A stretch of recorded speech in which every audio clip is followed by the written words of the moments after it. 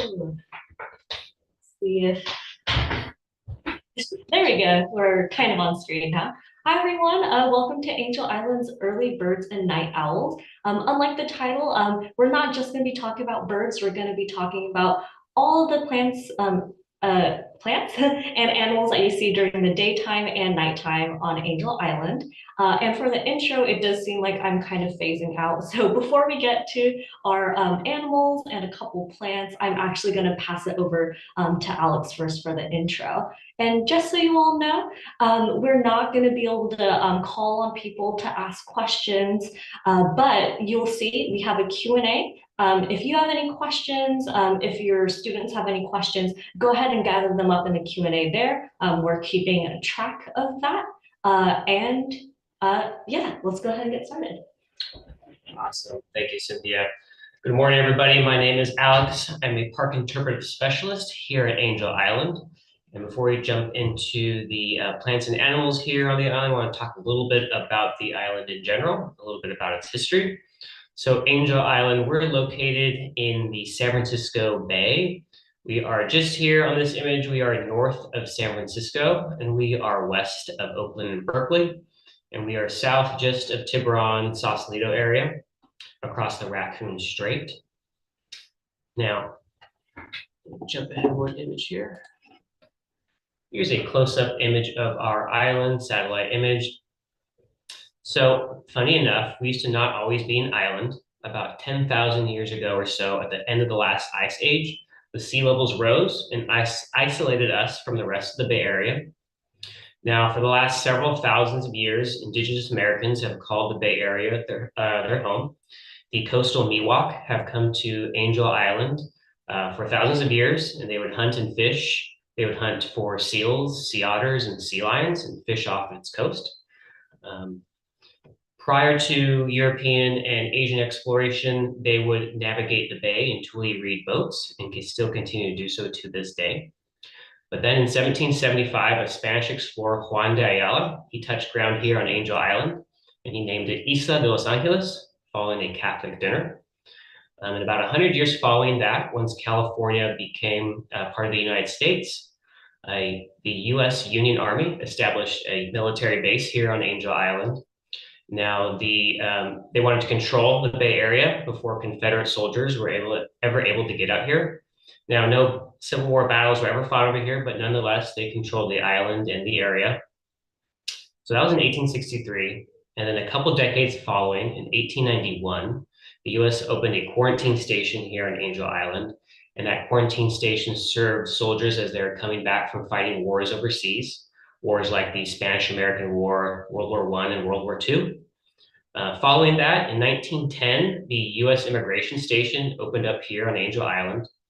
The U.S. Immigration Station served for about 30 years until the administration building burnt down due to an electrical fire. Now, the Immigration Station was constructed here in sort of a response to the 1882 Chinese Exclusion Act and following immigration acts that targeted people from specific countries and regions of the world from entering the United States. But following 1940, when the immigration building burnt down, during World War II, the detention barracks here on Angel Island was used to temporarily detain prisoners of war, so enemy Japanese, German, and Italian soldiers, and also as a temporary detainment center for Japanese Americans who were on their way to internment camps following the attack in Pearl Harbor. But following World War II, the immigration station was largely abandoned until about 1970, when Alexander Weiss, one of the park employees, he sort of helped to rediscover the immigration station. He reached out to members of the Bay Area, his professor at the San Francisco State University, and due to local activism and the relatives of the immigrants who passed through Angel Island, all of their effort ultimately led to our immigration station being named a National Historic Landmark. And then in 1960, after the U.S. military finally relinquished the rest of the island to the state parks, we controlled just about the entirety of the parks, save for some specific areas around Point Blunt. But that's a little bit about the history of Angel Island. Now we want to jump into the plants and animals. All right, thank you, Alex. So, let's see. So our very first, so before we get into our plants and animals, I do see a question. Is this an early bird trip? Yes, that was just a bit of historical context of the island, just in case you've never heard of it, never been here. But we are going to get started on our early birds and night owls now. Not all of them are birds. That's just kind of a metaphor we like to use for them. But we're going to be talking about specifically diurnal and nocturnal animals. One of those words might be familiar to a lot of you. I'm sure a lot of you know what the word nocturnal means, right? It's animals that are active during the night. The second word you might not be as familiar with, but it basically means the same thing as nocturnal, but during the day. So nocturnal, animals active during the night. Diurnal means you're active during the day. And we are going to start with our diurnal animals. And the first one that we have is our black-tailed deer. It's one of the most common diurnal animals you're going to see on Angel Island. You're going to see them especially a lot during the fall or the autumn. And that's because it's mating season. And you'll see our male over here with his beautiful antlers. Interesting fact is male deer will grow their antlers annually. So they don't have them throughout the year. They will only grow them for the mating season during the autumn, and then they'll shed their antlers. They'll actually drop their antlers for the rest of the year because maintaining those antlers costs a lot of energy. So if they're not mating, if they're not attracting females, they don't worry about those antlers and they'll go ahead and drop them. So for other times of the years, the male and the female pretty much look the same because they don't have those distinctive antlers. In the top very corner over there, I'll look past the male over there. Um, there is a little deer, a baby deer with spots. And fun fact about those spots is the deer only have those spots for the first few months of their lives. So if a deer is more than just a few months old, then they're not going to have those spots anymore and they'll lose them just like this male and that deer over there with the grass. And another fun fact specifically about the Angel Island deer is there's three different ways that they came to Angel Island. When Angel Island was still just a mountain before the ice caps melted, the deer walked over. So that was the first way they came over.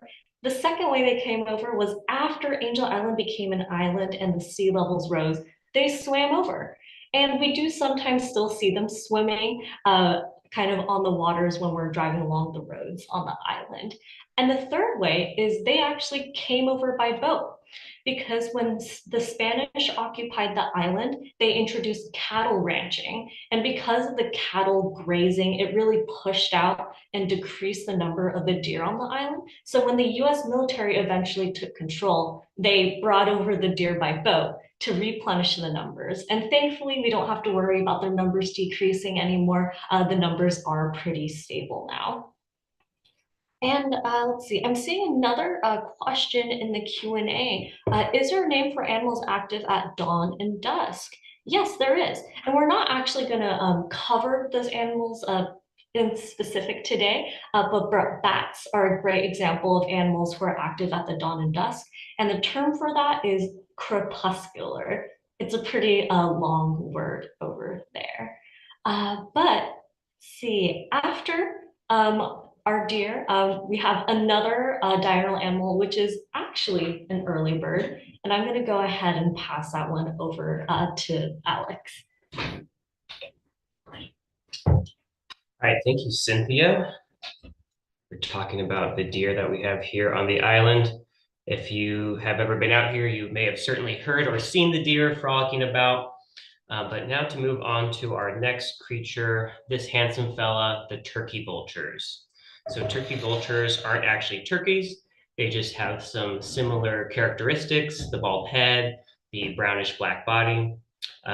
So they you can commonly see them around California. They'll be gliding around the skies looking for carrion. Now, carrion is decaying flesh. So think of the carcass of a dead animal. That's what they're looking for. They have poor night vision, but they have great vision during the day. But they also have another sense, their smell, that helps them to find carrion. This sense of smell helps them to spot or not spot, but sense carrion even when there's a thick tree coverage. So you see them flying around California. Now, their wing coloration, when you see them from below, is inverted from the California condor. So just note that if you are a birder, that's just to note that difference if you are looking out for them. So their sense of smell is actually pretty rare for birds. Not all birds have a great sense of smell, and not all vultures have a great sense of smell. So this turkey vulture is a little bit unique in that way. And its bald head has helped it to adapt so it doesn't get all messy when it's eating that carrion that it finds. Its wide nostrils help it to smell, get that great sense of smell. And when they feel that they are endangered, they could actually projectile vomit, spit, and now their stomach acid is very strong and it helps them to digest the carrion that they eat and to kill the bacteria. So it is rather acidic and can be harmful to any creature that does try to approach it if it feels endangered. And that vomit could projectile about 10 feet or so, so just watch out for that.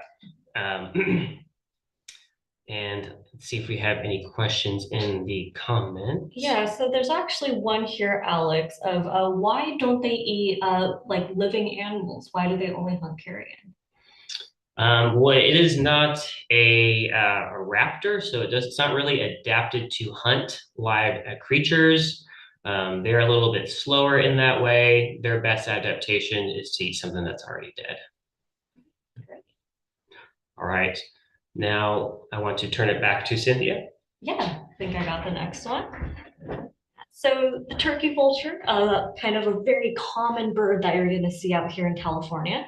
The next animal is another very common diurnal animal you're going to see, but a lot of people might find it a bit scary, and that is the gopher snake. And so the gopher snake is diurnal. Actually, a lot of snakes are diurnal, and that's because they are cold-blooded.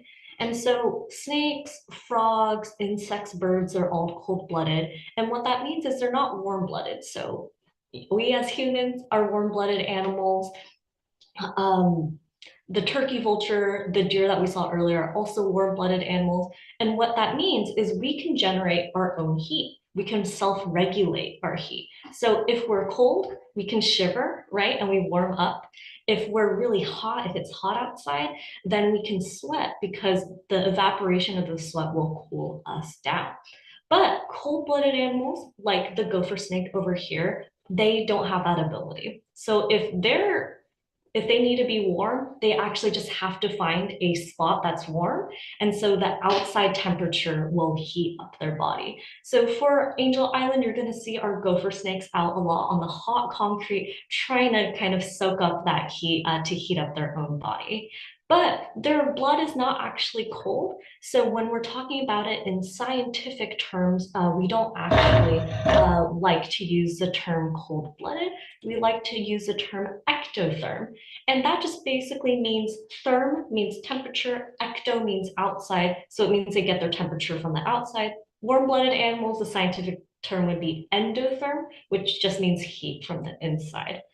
But because they are ectotherms, gopher snakes like to be outside during the day, which is why a lot of snakes are diurnal. And for gopher snakes specifically, they have a really cool defense adaptation. So there's a snake that looks very similar to them called the rattlesnake. Rattlesnakes are very venomous, and gopher snakes are actually not venomous at all. But if there's a raptor trying to hunt it, if there's a coyote maybe interested in eating it, they want to look like a venomous snake because they don't want those animals to eat them. So what they will do is they will try to make themselves look like a rattlesnake. They will flatten their heads to make it look more pointed, to make it look more like kind of the diamond shape of a rattlesnake's head. And you'll see on the picture on the far side over there, you'll see that its head looks a little bit more diamond than kind of the one over here where it's more relaxed.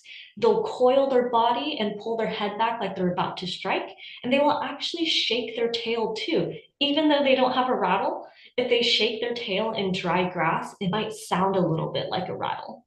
And this is a really cool, effective adaptation against predators who don't know otherwise. But for humans, it's actually kind of backfired against them because a lot of gopher snakes have gotten killed or injured because people have mistaken them as rattlesnakes and tried to kill them. On Angel Island, though, we actually don't have any rattlesnakes, and because rattlesnakes can't swim, there probably won't ever be a rattlesnake on here. But still, if you see a snake on Angel Island, which kind of looks like this, you'll know it's not a rattlesnake, and you'll know it's not that dangerous. But please don't approach it because gopher snakes are still scared of us. And if they get stressed, that'll be bad. So no matter what, if you see a snake in the wall, make sure to keep your distance, even if you're sure it's not a rattlesnake. And Alex, do we have any questions about the rattlesnake? How do they flatten their head? Yeah, that is a great question. So it's just kind of if they kind of like just like compress their bodies, like so if you can try to practice it right now, if we wanted to kind of narrow our bodies, we could kind of squish our bodies together, and that's exactly what they do. So they'll kind of like just clench their jaws and they'll flatten their heads together. So we're built very differently from them, so we can't exactly flatten our own heads, but that is what they do. Any other questions, Alex, in there? I think that's it for the snakes. Okay, great. So actually, the gopher snake is going to end our diurnal animals, and Alex is going to talk about our first animal on the island that is actually not super diurnal and not super nocturnal. They're kind of in the middle, and Alex is going to talk about why that can be the case. Thank you, Cynthia. That's super interesting about their defense mechanism. Pretend to be a different snake. All right, our next animal is the coyote. Now, you may be familiar with a coyote. You may have them in your own communities back home. The coyote is actually a new animal here on Angel Island. We believe they swam over in about 2017, 2018, so about several years ago. We think that they swam across the Raccoon Strait from Tiburon. So that's about a mile of swimming. They may have waited for the tide to be lower to make that navigation a little bit easier. So one swam over and called out to its friends over in Tiburon, and the other ones joined them eventually, and they started to repopulate here on the island. So now we have a small family or two that hang out here on Angel Island. Now, the common misconception is that they are a nocturnal animal, and that is because in urban settings, coyotes try to avoid humans. So they'll be out during the dawn or they'll be out during the dusk or nighttime looking for food, again, trying to avoid humans as much as possible. It is important as a reminder to keep a fair distance from coyotes, keep a safe distance, and to never feed them accidentally or intentionally. So secure all your trash cans and never feed them, because a fed coyote can endanger their own lives. If they get too comfortable around humans, it may lead to their extermination. But the coyotes have helped to keep our rodent populations here on the island in check. We have a lot of mice and rats here, and so they're great at hunting those out. And they've also helped us out to keep the raccoon population a little bit at bay. Raccoons are notorious for getting into our trash. They're notorious for getting into campers' foods. So the coyotes have been great at scaring them off. Now the coyotes, since there aren't a lot of humans here on Angel Island, they come out at all times of the day. I often see them in the morning, afternoon, evening. They like to come out and eat the fruits that have been falling off the tree here out in the fall. And so, yeah, a great neighbor to have here on the island. We are so lucky and grateful to have them here. But just as a reminder to always be safe around them and keep your distance. Right. We got a couple questions here, Alex, about the coyotes. Are they related to foxes? Are they related to foxes? No, they're not directly related to foxes. I mean, sometimes people get them mixed up. Sometimes their eyes kind of look like the fox with the tails, but they are larger generally than foxes and have a different coloration. And we don't have any foxes on Angel Island, so over No here it'll be foxes. super obvious. You'll know it's a coyote. Yeah. Yeah, coyotes are good swimmers, better swimmers than I am. Let's see. I have another question. Someone is curious about what else they eat besides the fruits that you mentioned.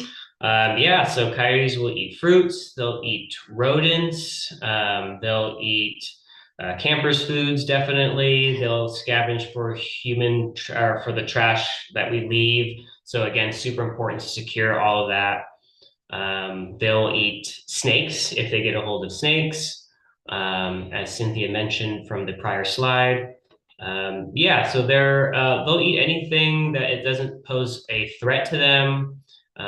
Maybe a baby deer that is defenseless and maybe on the sick side, they might even um, grab that for lunch. But yeah, they're a little more opportunists. Okay, and I think just we have time for one more question before we move on to the next one, Alex. Are they related to dogs? They look a lot like one. Yeah, I mean, they are in the canine family, and people do want to treat them like dogs, certainly. They do have those big pointed ears. They are rather cute, but don't get them mixed up with dogs and make sure to secure your dogs when you are around coyote territory, especially if you have little dogs. Always keep them on a leash. You don't want them getting contact. Yeah. Right. All righty. I'm going to turn it back to Cynthia. Thanks. So that was our first in-between animal that's not quite nocturnal, not quite diurnal. And coyotes, you're going to see them pretty frequently on Angel Island. Even if you're off Angel Island, it's very easy to hear them. But our next in-between one is very difficult to see, and that is because they live underground. And because they live underground, they actually don't have very good vision. They have very poorly developed eyes. They don't really use their sense of sight that much. So, because of that, they don't care about whether the light is out or not. So, they don't really follow the rules of nocturnal diurnal because they don't really care about whether it's light out or not.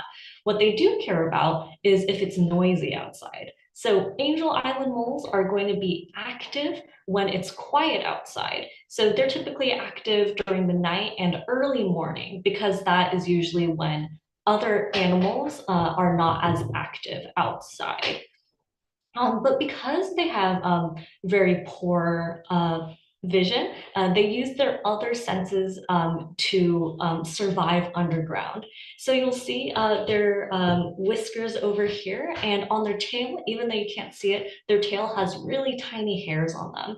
And their whiskers and their tails are super sensitive. And that if they feel any movement against them, they might feel a little bug or an insect, and that's how they'll know to hunt and eat it. They have really, really big front paws, a lot bigger than their back paws, and that's to help them dig underground. And something super cool about the Angel Island mole that I'm sure many of us wish we had is that their fur can't tangle.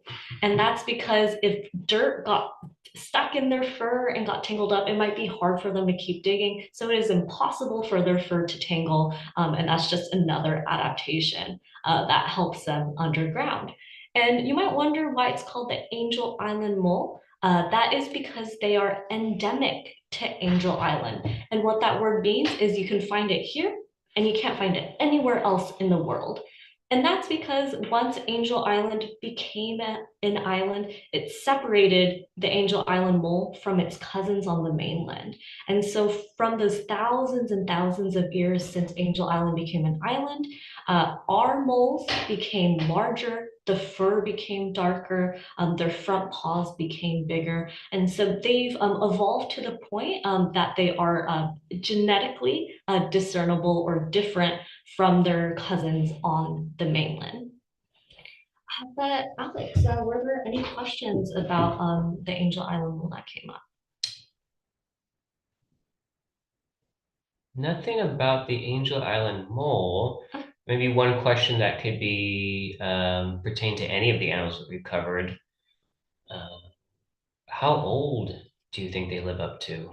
Oh gosh, I don't know the exact number off the top of my head, but I do know this is not always true, but kind of the average rule of thumb is the smaller the animal, the shorter its lifespan. So I think probably the Angel Island mole doesn't live for very long, but I don't have that number off the top of my head. But that would be a great point of research.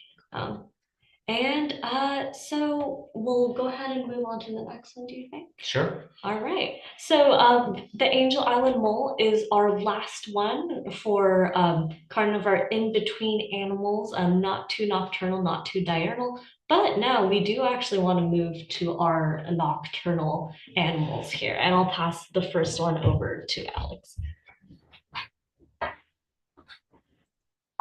All right, here are the animals that I identify with, the nocturnal ones. So first up, we have the great horned owl. We have an image there of its silhouette up in a branch. So its name comes from its silhouette, actually. Great horned owls don't have horns, but the tufts on the top of their head make it look like they do when viewed from an angle like this. Um, they are a top predator here on Angel Island, and they will hunt for rodents as well. Now, their great vision at night helps them to spot out creatures on the ground. Now, their eyeballs are, they don't exactly have an eyeball. Their eyes are more cone shaped. And because of their cone shaped eyes, they can't move their eyeballs around their sockets like we can. So instead, they depend on swiveling their head, and they can swivel their head about 270 degrees. And so that's how they glance around. And now they have many rods in their eyes that help them to, or that are sensitive to light, and that helps them to see at night. That's that adaptation. They have lopsided ear holes to help them hear a little bit better too. And here is an image of some chicks here on Angel Island on a telephone pole. They're super cute. But owls they are a little bit sensitive. So if you do approach them, that can stress them out. So it's always really important to view them and to view them from afar, respect their personal space. Recommend using binoculars to spot them out. So if you are a birder or want to be a birder, investing in some binoculars is always a great idea. Um, if you ever find a feather on the ground and you want to confirm whether or not it's an owl, grab the feather and whip it back and forth. And if you could hear loud swishing, then it's probably not going to be the owl of a feather. But if it's rather loud, it's probably from a different bird. But if it's silent, it's a pretty good indicator that it's probably from an owl. Yeah. Let's see. I like to see these owls when I'm off hiking at night. You could hear them pretty commonly here on Angel Island if you ever camp out here or do one of the night hikes over here. Pretty good chance that you'll hear them or spot them up in the trees. All right, Alex, are you ready for questions? Yeah. All right. One of the we have a question. How big are great horned owls? Yeah. Uh, So kind of yeah, probably about a foot to 15 inches in height as adults. and then let's see. I think just a couple more questions because we do have a few more species to hit, and we don't want to miss any of them. But can they turn? Can owls turn their heads all the way back? Like, can they look straight back behind them? Oh, okay, great question. So, not quite, but they can turn 270-degree. Well, I guess that would, yeah, they could turn, But yep. not 360. Yeah, so they can't go 360 around, but they can go 180, so they could look directly behind them. Yeah, that's a great question. And let's go one more owl question before we head on. Why can't we get too close to the owls? You were mentioning you should look at them through binoculars. Why are they sensitive? Yeah, so they'll get sensitive around their nests, especially. So if owls are guarding a nest, or if you get too close to its chicks, um, that'll stress them out, and sometimes they'll abandon their chicks if they themselves feel threatened. So we don't want them to abandon their little ones. Definitely don't want to do that. So always respect any wild animal space is always a good rule to remember, especially when you're out here at the state park, because they all of our animals, all of our plants are protected. Yeah. All right. All right. So now I want to turn it back to Cynthia, who's going to talk about another snake. So, talked about the gopher snake, and now we're going to talk about the rubber boa. And might be a little bit confused because earlier I mentioned that most snakes are diurnal because they're ectotherms and they're not able to generate their own heat. So, how do we have this really cool nocturnal snake on Angel Island? Well, if they can't get the heat of the daytime, then they just have to use less energy. And so rubber boas, the way they survive being nocturnal ectotherms is by being lazy. And so one of those lazy adaptations they have is that gopher snakes will actually hunt for their food. So they might hunt for rodents, they might hunt for gophers, and so they will actively look for their food. Rubber boas, they're not going to hunt. That costs a little bit too much energy. They don't have the energy to do that. So what they will do is they have this adaptation. If you see right over there, you'll notice their tail is rounded to look a little bit like their head. And what rubber boas will do is they will find a rat's nest where there is a mother and some of her rat babies, and it will kind of wiggle its tail in front of it so it looks like their head and distract the mother rat. And the mother will attack the tail trying to defend her babies. And while the mom is doing that, the rubber boa will use its real head to eat the babies where there will be no competition for it. And then that's why you see, if you look really carefully at these pictures over here, the tail is actually scarred.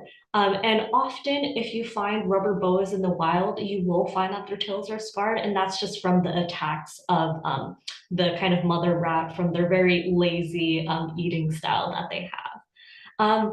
And another really cool adaptation they have with their tail looking like their head is during the few occasions that they do need kind of a burst of energy and they are basking out during the day to get some of that sun and some of that heat, they will curl up, but instead of pointing up their head, like you might imagine most cartoon snakes to look like, they will point up their tail. And so if, for example, a raptor, a bird of prey, sees this rubber boa and tries to attack it, they will attack the tail instead of the head. It'll protect those really sensitive eyes, maybe their sensitive kind of jaw. And instead of attacking the head, which is a very sensitive, important part, it'll attack the tail and give the rubber boa just maybe a microsecond of extra time in order to get away and help them survive. And any questions come up about the rubber boa, Alex? Yeah, I have a great question here. Why don't the rubber boas have energy to hunt for food? Yeah, that's a great question. So it's because if you remember when I talked about ectotherms, ectotherms, not only do they get heat from the outside, so imagine our friend the gopher snake from before, they're heating up on the ground, not only to just to get heat in their bodies, but it's also to get energy. So for animals, heat and energy are often the same thing. And so because rubber boas are nocturnal, they don't get the heat from the daytime. So they don't have as much energy as their cousins that are active during the day. And so they have to find adaptations where they can hunt for food in a little bit of a less energetic manner. Okay, and maybe one more. Let's see. About how long is the rubber boa? Yeah, that's actually a great question. I totally forgot to cover that, so I appreciate you bringing that up to me. There's a picture of me holding one over here. I was doing field research. I just want to caution everyone, if you are not kind of doing this for science or for education, please don't try to pick up any animals that you see. One, it might be actually a dangerous snake if you're not very well read in snakes. And two, these do stress them out. So we only want to pick them up when it's necessary. But the rubber boa that I'm holding over there is actually full grown. That is an adult. And so the largest rubber boas we'll get is about, if you kind of hold your hands like this, 2 feet long. They don't get much longer than that. So they are quite small snakes. Yeah. Excellent. And the reason they're called rubber boas is just because if you kind of look right over here, they have very loose skin and scales. So they'll kind of get wrinkly when they fold up, and that's why they got rubber in their name. But I think even though we've covered all the animals in our PowerPoint, there are a couple more species that we have that a lot of people don't know can be nocturnal and diurnal. And I'll go ahead and pass it over to Alex to explain that. Thank you, Cynthia. And just as a note, because I forgot to mention, so the great horned owl grows about a foot and a half tall or so, up to about 2 feet, but its wingspan goes to about 60 inches or so. So I wanted to make sure to cover the wingspan size because that could have been part of that question. All right, but now we want to move on to nocturnal and diurnal plants because plants can be diurnal and nocturnal as well. So here we have on the island the soap plant. So it is a nocturnal plant. Its pollinators are active at night. So its bulb will open, or its petals will open up at nighttime and close back during the day. Now, some human uses out of the soap plant. So the inside of the brown seed bulb of this plant is a squishy white heart, about the size of your fist. And when it is crushed, it can create a soap. And supposedly this soap is good for delicate fabrics, for a shampoo, and for a dish detergent. Now, the crushed bulb can also be used as a salve for poison oak rashes or sores. So that is a great use out of it, especially since there's so much poison oak here in California. And though it is not legal anymore, in traditional Native American practices, soap plants, the juices from the soap plant bulb were used to stun fish so that the fish would rise to the surface of the water and so that it could be easily more caught by human fishers. And it doesn't poison the fish, but just to reiterate, it is not legal to do this, and it is especially not legal to do this in California state parks. So that is the soap plant. Let's see, we had one question about that, Alex. How do they know if it's nighttime?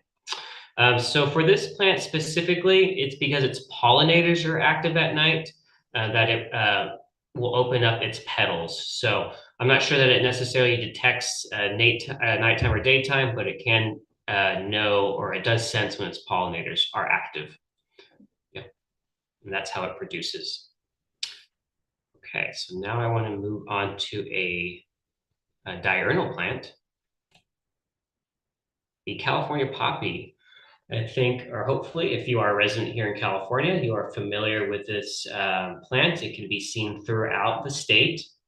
It can be identified by its 4 golden petals, as pictured here. Now, this flower became California's state flower in 1903. Its bright orange petals symbolize the fields of gold that were sought during the California Gold Rush. Like I said, this can be found throughout the state. It is drought tolerant, so it deals well or handles itself well in the droughts that we've had. And it handles itself well in porous soil too. Its petals will close up in heavy winds to protect itself. And its pollinators, unlike the soap plant, are diurnal. So its pollinators, that's part of the reason why it remains open during the day and will close up at night. The entire plant is edible, and it can be used as a mild sedative, though we don't recommend eating it, and we especially don't recommend plucking it or eating it in a California state park because, like I said before, it is illegal to pluck flowers or handle wild animals here at state parks. So just be careful if you do pluck any flowers, and be careful when digesting them. Yeah, good rule of thumb, if you don't know what it is for sure, Don't eat it. definitely don't put it in your body. Yeah. There's one question about it, Alex. Do California poppies come in any color? Any other color? Are they always this kind of orange gold color? That's a great question. I've seen them in kind of more yellow shades. Like on the plant, on one of the images here, it's more yellow. So I've seen fields of yellow poppies, of more bright colored oranges. There are other species of poppy flowers that aren't necessarily California poppy. So if you've seen similar looking plants, but with a different coloration, it could be a different poppy. Gotcha. We have a question about our nocturnal plant actually that came before the poppy. Why is the soap plant called the soap plant? Yeah, so the bulb, this white bulb that's about the shape of your fist, it can be crushed and used as a soap. Some people use it as a soap for detergent, so for clothes, or for rashes if you get uh, a rash from poison oak that can be found here in abundance in California. Yeah, and when Alex is talking about that bulb, just if we flip back really quick, you're not going to see the bulb because the bulb is underground. So it's part of the seed. Yeah, so you have to pull up the plant to find that bulb, and then you crush that bulb and use that. But again, be careful with plucking plants in California state parks. It is illegal. Yes. And I think we're just about to run out of time because I know there's another state parks presentation coming up quickly after us. But please come visit us. We hope you enjoyed our presentation today. And much like the Coast Miwok Native Americans thousands of years ago, and much like the immigrants who came here just about 100 years ago, a boat is still the only way to come over here. If you're brave enough, you can swim, but most people do come over by boat over here. If you come during the day, you can see probably our deer, our coyotes, even our seals, which we didn't really cover today, but they're here as well. And if our visitors wanted to, stay for the night, just stay longer than the day, how would they do that? Yeah, so if you're interested in camping here or getting a picnic reservation, go to reservecalifornia.com and there you can get a camping spot. We have about 10 camping sites here on the island and two group camping sites. So if you come here with a scout group or maybe for a family reunion, you might be interested in the group site. Regular sites are about $30 a night. Now, you want to plan in advance when you're camping here in California at one of our state parks. Our campsites open up 6 months in advance, and you must reserve 48 hours in advance before coming to the park. But you should probably do it earlier than that, not just, yeah, 48 hours is just, Yeah, the minimum. especially during the summer season or busier season, whenever it's kind of warm or a nice climate outside, you definitely want to plan months in advance before coming out to camp. For sure. Yeah. All right. So thank you everyone for tuning in. Angel Island does do a ports cast once every month, but if you can't make ours, California state parks all across California are also giving webinars and presentations like this. So make sure to check out the website. We've got a ton of free educational live presentations like this.